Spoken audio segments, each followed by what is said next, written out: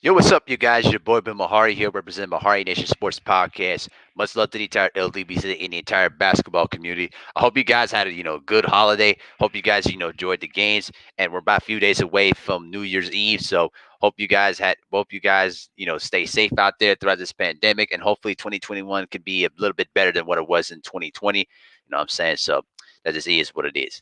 But I want to just get down to the chase here.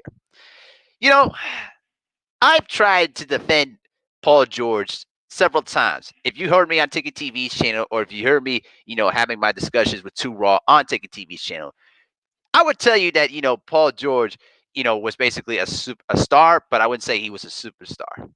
But here's the problem line is, I think that at this point, Paul George is not a superstar, but I'm going to take it a step further. I don't think he's even a star. Period. All right, and this is reflecting about what we saw a couple of days ago on Sunday against the Dallas Mavericks. Now, remember, Paul George had no Kawhi Leonard. He sat out, okay? But what we saw on Sunday against the Dallas Mavericks may have been the worst exhibition of basketball I have ever seen in the 28 years I have watched NBA basketball, which is basically all my life. Paul George and the Clippers didn't even compete. And they got blown out by 51 points. They were down by 50 at the half. Literally at the half. And what I saw from those highlights, the Clippers showed no fight. They didn't even compete. And the Mavericks pretty much did whatever they wanted. They got any basket that they could ever dream of. It was pretty much a practice. It was like watching an NBA team taking on a junior varsity team. That's what it looked like to me when I was watching the highlights of the game. And it really was angering to me how Paul George wasn't even assertive at all. He basically went in there and just didn't even do much, which is very, very agitating. You signed that huge extension and you give up 24 minutes and only 15 points against the Mavericks? Are you kidding me? I'm telling you something right now. If anybody tries to defend Paul George about the notion that he's one of the best players in the game, not anymore. Because what I saw on that Sunday was the biggest, disgrace to basketball I have ever seen. And that takes a lot for me to say it. All right? Listen, great players would have, their bad moments. But the bottom line is they basically go down and compete and refuse to go down this way. Remember, in the 1984 NBA Finals, all right, when the Celtics got lost by 33 points at the hands of the LA Lakers, all right, Larry Bird pretty much called out his team and pretty much said that they basically played like a bunch of women and that they didn't play with the heart necessary that they need. And basically throughout the game, when Magic and the rest of the Lakers were hitting their layups, high fiving, and the team showed absolutely no effort, it was just a disgrace. And Bird called out on that.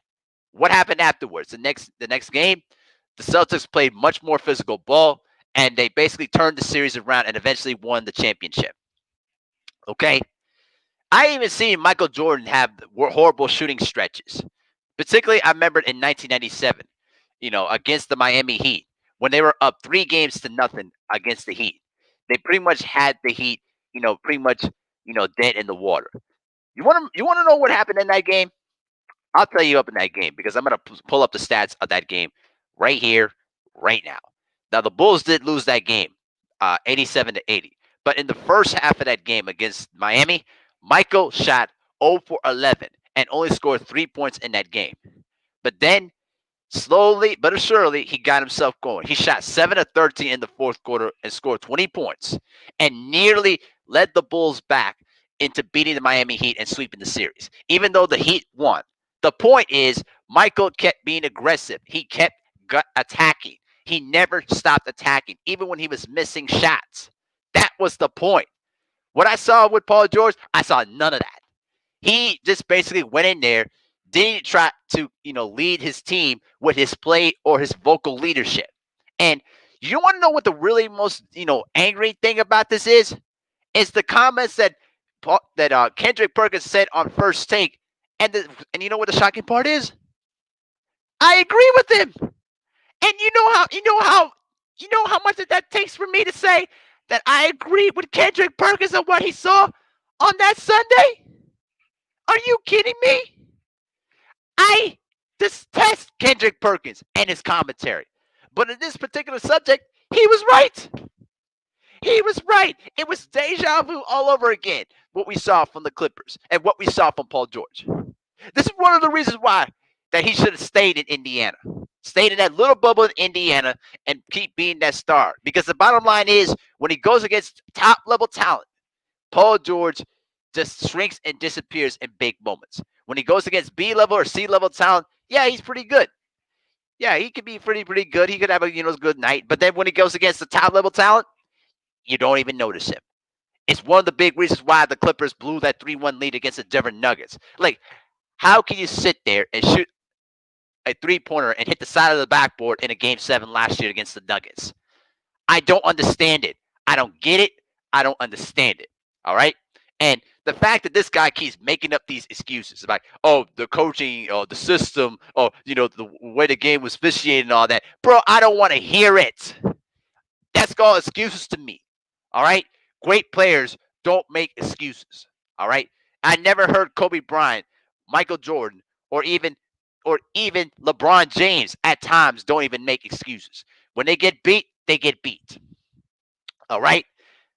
This is really disgraceful, man. And I'll tell you this though right now. If anybody tries to defend Paul George at any stretch, bro, don't even bother talking basketball to me.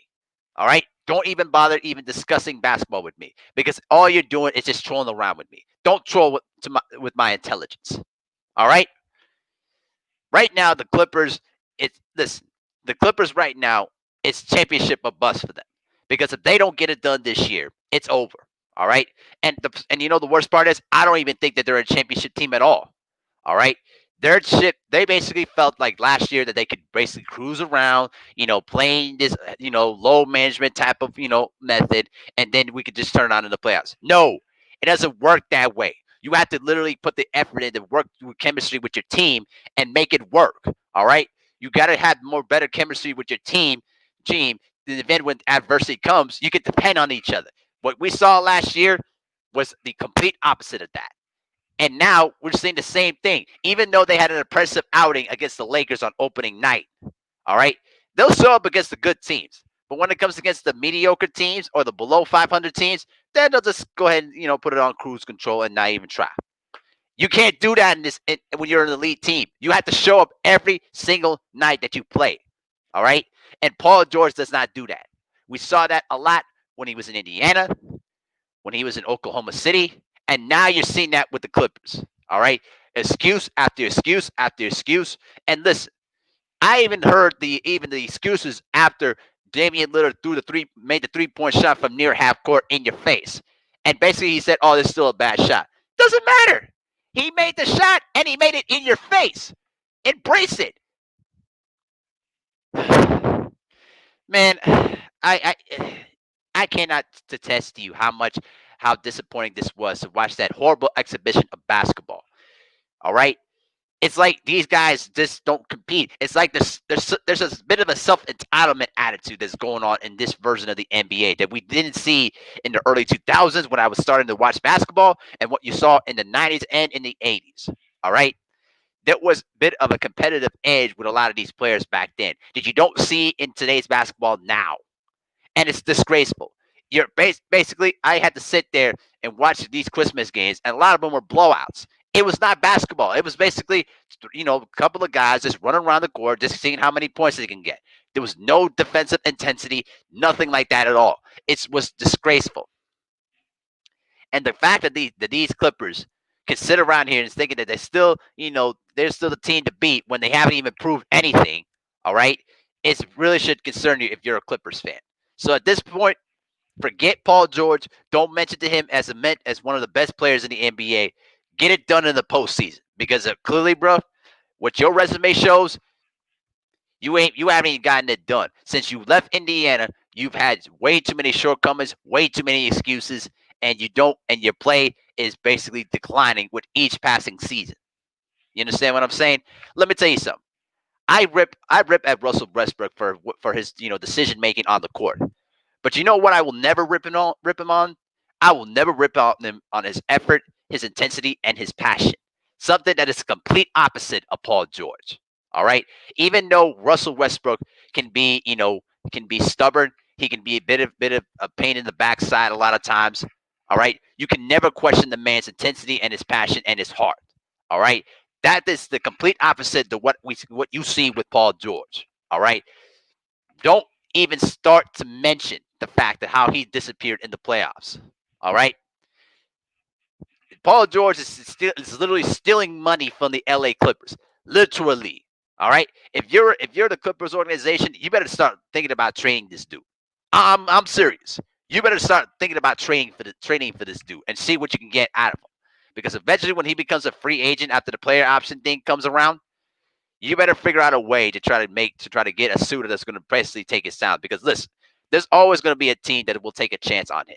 All right, but the guy is basically ran around here and he sat in the press conference and talked about how it's no big deal that we lost by 51 points. Man, I cannot recall to you how angry I was when I heard those comments. It's not a big deal. Let me tell you something. If this were any high school team and you got blown out by 51 points, you know what my old coach would have done? He would have basically said, "You guys don't deserve to practice." He basically would have said, "If you guys don't want to show the same effort in the game, don't even bother to come to practice. Don't show up." All right? Because it was disgraceful what we saw on Sunday against the Mavericks. Don't even bring up Paul George superstar status. And I gotta say, I gotta salute LVZ because he called this out last year when he basically said that he wasn't sold on the Clippers. And he's right because of what we saw on Sunday and what we saw in last year's playoffs. They think that they're above everyone else when they haven't even proven a damn thing. All right? And you gotta give the Lakers their due. They did what they had to do and they won the championship. And I believe that the Lakers are going to be fine once they figure out, what the roles are in the team with the new players. They'll be just fine. But the Clippers, bruh, let me tell you something. If this is gonna be like this for the rest of the season, all right, you might as well get ready to dismantle the team. And it's going to prove once again that the Clippers will forever remain the second fiddle to the Los Angeles Lakers. It's been that way since the team moved from San Diego in the mid '80s, and it's been that way even after Donald Sterling was forced to sell the team because of his racist comments. All right, think about all the talented teams the Clippers had in the last decade, and they were not able to even make it to a conference final. Even with the Lob City team, with Blake Griffin, DeAndre Jordan, and with Chris Paul, they had chance after chance to make a conference final, and they failed every single time. And that 2016 blown 3-1 lead will forever stain on them for the rest of their careers. And the same thing that took place last year against the Nuggets too with this Clippers team. No excuses. All right? No excuses whatsoever. I don't want to hear anything out of Paul George's mouth from now on. Stay away from social media. Stay away from the reporters. Work on your game. Be a better superstar and be a better teammate. If you could do those things, maybe you could be a better player. But he just chooses not to be because he thinks he's above everyone else. And I resent that. All right? So that's just my 2 cents on the whole thing, man. I hope you guys understand what I'm going along with this. Paul George, bro, time is running out on you, man. Get it done or just shut the fuck up. Seriously. I'm done with this dude. For real.